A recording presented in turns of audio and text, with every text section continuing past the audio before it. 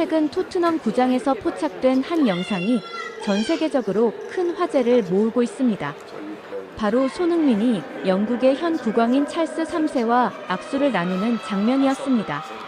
그런데 흥미로운 점은 찰스 3세가 다른 축구구단 관계자들과 인사를 할 때는 형식적인 악수만 나누고 지나갔지만 한국인 손흥민과 마주치자 환하게 웃으며 대화하는 장면이 포착된 건데요. 그 이유는 손흥민을 보고 축구를 시작한 영국 소녀가 심각한 부상 이후 손흥민 덕분에 한국에 와서 치료를 하게 되었다는데요. 무슨 일이 벌어진 걸까요? 그 전에 1초 만에 누를 수 있는 구독과 좋아요 버튼을 꼭 눌러주시면 영상 제작에 아주 큰 힘이 됩니다. 그럼 바로 사연 시작하겠습니다. 안녕하세요. 저는 영국에서 축구를 하는 시에나라고 합니다.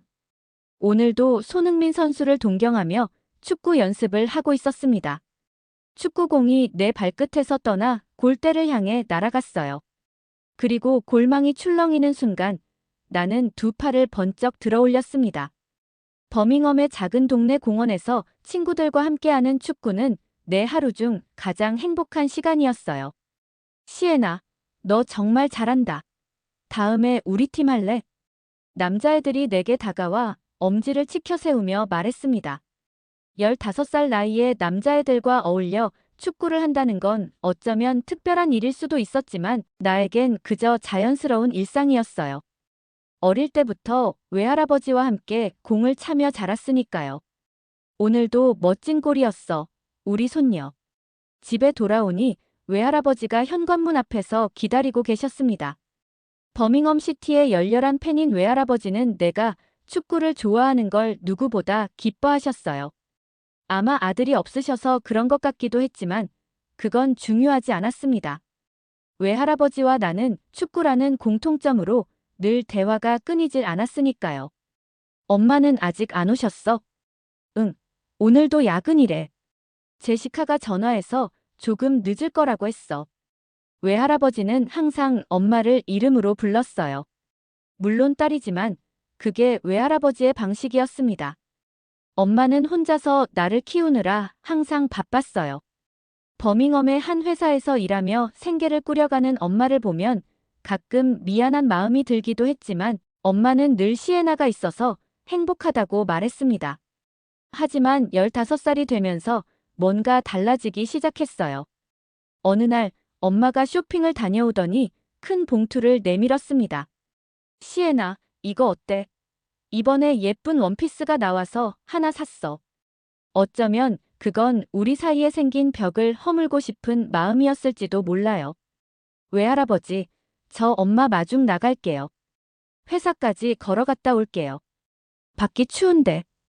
괜찮겠니? 택시 타고 가는 게 어때? 괜찮아요. 걷고 싶어요.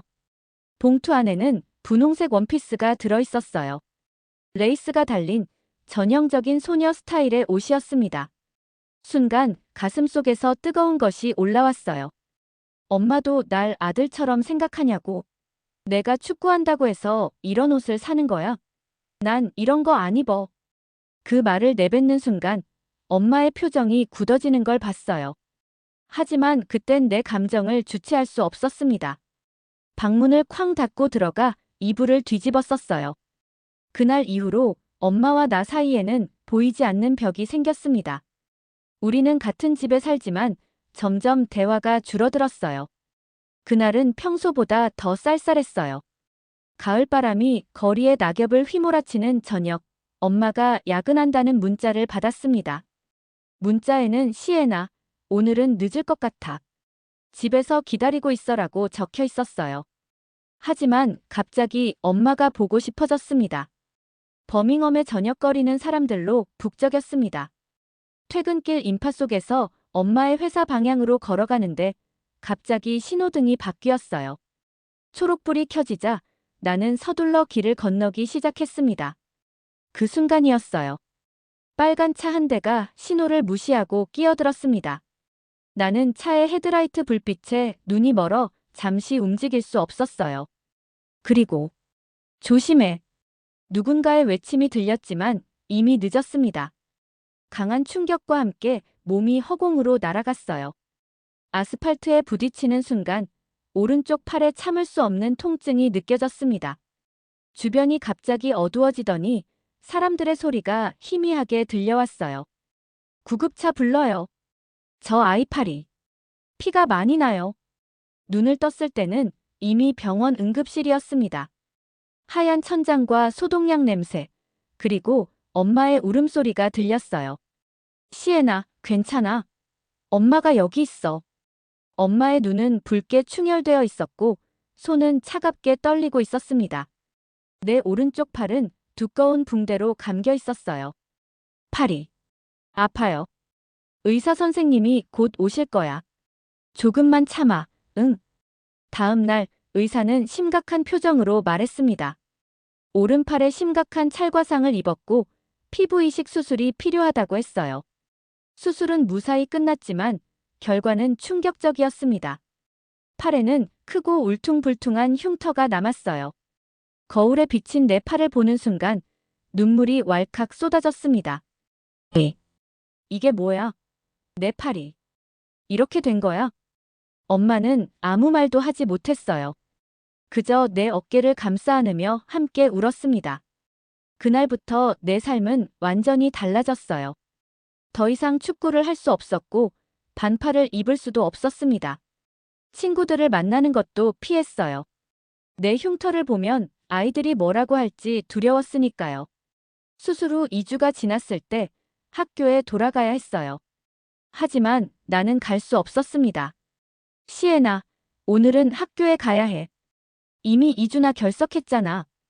엄마의 말에 나는 이불 속으로 더 깊이 숨었어요. 싫어요. 못 가요. 애들이 내 팔을 보면 어떡해요? 다들 나를 괴물처럼 볼 거예요. 아니야, 시에나. 내 친구들은 그런 아이들이 아니야. 모두 널 걱정하고 있어. 하지만 설득은 소용없었습니다. 나는 방문을 잠그고 하루 종일 누워 있었어요. 창문을 통해 들어오는 햇살도 친구들의 전화도 모두 무시했습니다. 내 세상은 점점 어두워지고 있었어요. 엄마는 매일 밤 내 방문 앞에서 작은 목소리로 말했습니다. 시에나, 엄마가 어떻게 하면 도울 수 있을까? 제발 말해줘. 하지만 대답할 말이 없었어요. 내가 원하는 건 예전의 팔을 돌려받는 것 뿐이었으니까요. 그건 불가능한 일이라는 걸 알면서도 현실을 받아들일 수 없었습니다. 한 달이 지났을 때 엄마는 나를 데리고 병원을 찾아다니기 시작했어요. 버밍엄의 모든 피부과와 성형외과를 방문했지만 의사들의 대답은 비슷했습니다. 이 정도 흉터는 완전히 제거하기 어렵습니다. 시간이 지나면 조금 나아질 수 있지만 영국의 의료 시스템에서는 비용 문제로 심미적 치료가 제한적입니다. 한 의사는 더 충격적인 말을 했어요. 사실상 포기하시는 게 좋을 것 같습니다. 흉터와 함께 사는 법을 배우는 게 현실적입니다. 그 말을 들은 순간 엄마의 표정이 무너지는 걸 봤어요. 병원을 나오면서 엄마의 어깨가 떨리는 게 느껴졌습니다. 처음으로 엄마가 이렇게 힘들어하는 모습을 본 것 같았어요. 그제서야 내가 얼마나 이기적이었는지 깨달았습니다. 나만 아픈 게 아니라 엄마도 함께 아파하고 있었어요. 엄마, 괜찮아요. 이제 그냥 이대로 살면 돼요. 제가 너무 예민했어요. 그렇게 말했지만 마음속으로는 여전히 슬픔이 가득했어요. 학교도 포기했고 축구도 포기했습니다. 인생의 모든 것이 멈춘 것 같았어요.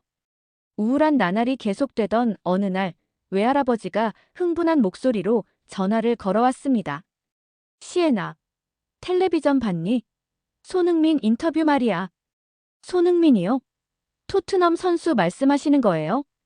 그래. 방금 인터뷰에서 한국의 의료기술에 대해 이야기했어.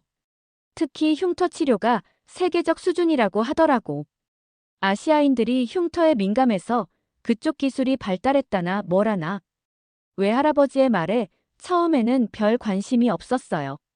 하지만 계속해서 들려오는 설명에 귀가 솔깃해졌습니다. 손흥민이 얼굴에 큰 부상을 입었을 때도 한국 의사들의 치료를 받았다고 하더라고. 지금 봐. 흉터가 하나도 안 보이잖아. 그날 밤 엄마와 외할아버지가 거실에서 오랫동안 이야기를 나누는 소리가 들렸어요. 낮은 목소리로 진지하게 대화하는 그들의 모습이 문틈으로 보였습니다. 하지만 제시카, 한국까지 가는 건 너무 무리야. 비용도 그렇고. 아버지, 다른 방법이 없어요. 영국에서는 더 이상 치료 방법이 없다고 하잖아요. 시에나가 이렇게 계속 방에만 틀어박혀 있는 모습을 보는 게 너무 힘들어요. 그래도 언어도 안 통하는 나라에. 손흥민 말처럼 거기는 의료 관광이 발달했대요. 영어를 할 줄 아는 의사들도 많다고 해요. 제가 알아봤어요, 아버지. 다음 날 아침, 엄마는 조심스럽게 내 방문을 두드렸어요. 시에나, 엄마 잠깐 들어가도 될까? 네. 엄마는 침대 끝에 앉아 내 손을 잡았습니다. 시에나, 엄마가 한 가지 제안이 있어. 우리 한국에 가보는 게 어때? 한국이요? 왜요? 거기에 흉터 치료를 잘하는 병원들이 있대. 외할아버지가 알려주셨어. 영국보다 훨씬 발전된 기술로 치료할 수 있다고 해. 엄마의 눈에는 간절함이 가득했어요. 하지만 나는 반신반의했습니다. 정말요? 근데 비용은요? 회사는요? 걱정 마. 엄마가 다 알아봤어. 회사에 장기 휴가를 신청할 거야.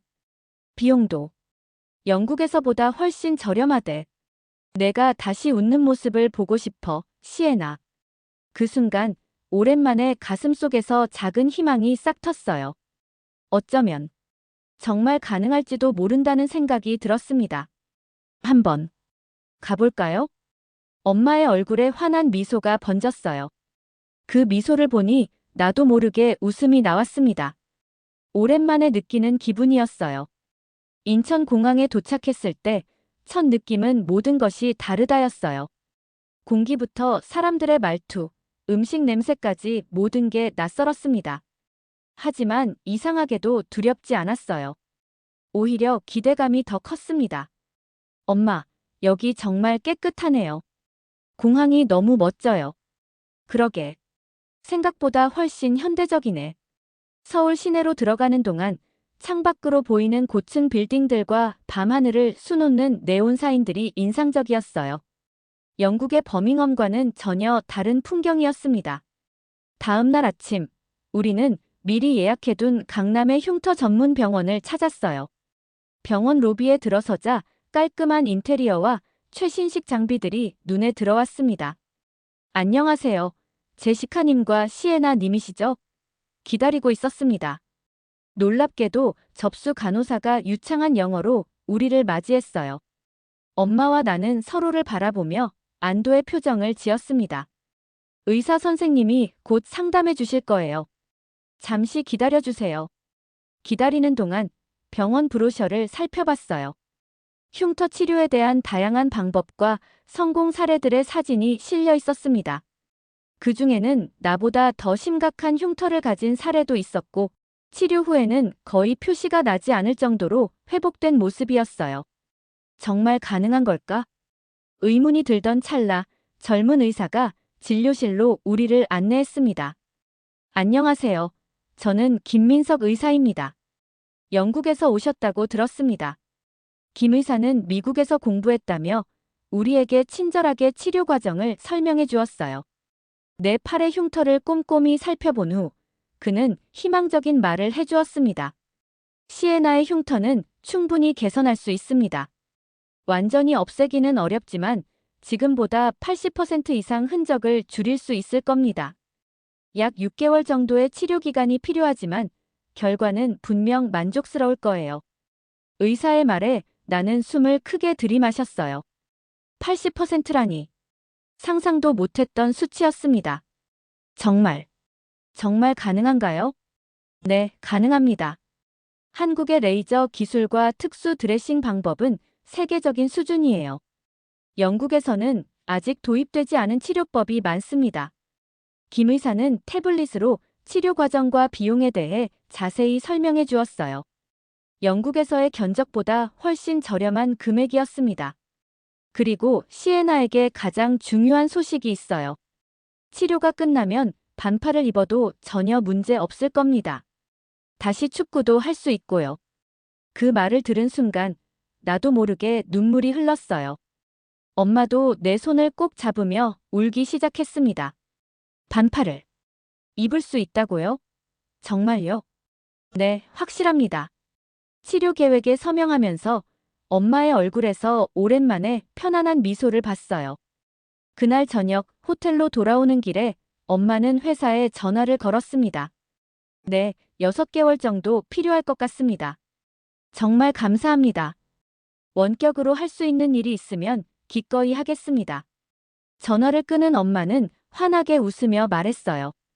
회사에서 특별 휴가를 승인해줬어. 우리 이제 여기서 치료받으면서 지낼 수 있어. 그렇게 우리의 한국 생활이 시작되었습니다. 치료가 시작된 지 한 달이 지났을 때 처음으로 작은 변화가 느껴졌어요. 김 의사가 특수 미러로 내 팔을 보여주며 말했습니다. 보이나요? 흉터의 색깔이 점점 옅어지고 있어요. 이제 시작일 뿐인데 이 정도면 매우 좋은 진전입니다. 매일 병원에서 레이저 치료를 받고 집에서는 특수밴드와 연고를 바르는 생활이 반복되었어요. 처음에는 고통스러운 날도 있었지만 점점 나아지는 모습을 보니 견딜만 했습니다. 서울의 생활도 점점 익숙해졌어요. 엄마와 나는 작은 원룸을 렌트해서 지냈는데 한국의 편리한 배달 시스템과 대중교통에 놀라웠습니다. 처음엔 의사소통이 어려웠지만 간단한 한국어 인사말을 배우면서 조금씩 적응해 갔어요. 안녕하세요. 감사합니다. 이 두 마디로 많은 상황을 해결할 수 있었습니다. 동네 슈퍼마켓 아주머니는 내가 외국인인 걸 알고도 늘 친절하게 맞아주셨어요. 한 번은 내 팔의 밴드를 보고 걱정스럽게 물어보셨을 때 몸짓으로 설명하니 이해하시더군요. 그 다음부터는 매번 과일을 하나씩 더 넣어주셨습니다. 치료 3개월 차가 되었을 때 김 의사는 놀라운 소식을 전했어요. 시에나, 이제 팔에 햇빛을 조금씩 노출시켜도 괜찮을 것 같아요. 물론 자외선 차단제는 필수지만요. 그날은 정말 특별했습니다. 처음으로 반팔 티셔츠를 입고 서울의 한강공원을 산책했어요. 여전히 흉터는 있었지만 예전처럼 끔찍하게 보이지 않았습니다. 지나가는 사람들도 특별히 내 팔을 쳐다보지 않았어요. 엄마, 사람들이 안 쳐다봐요. 엄마는 눈물을 글썽이며 웃었습니다. 그래, 시에나.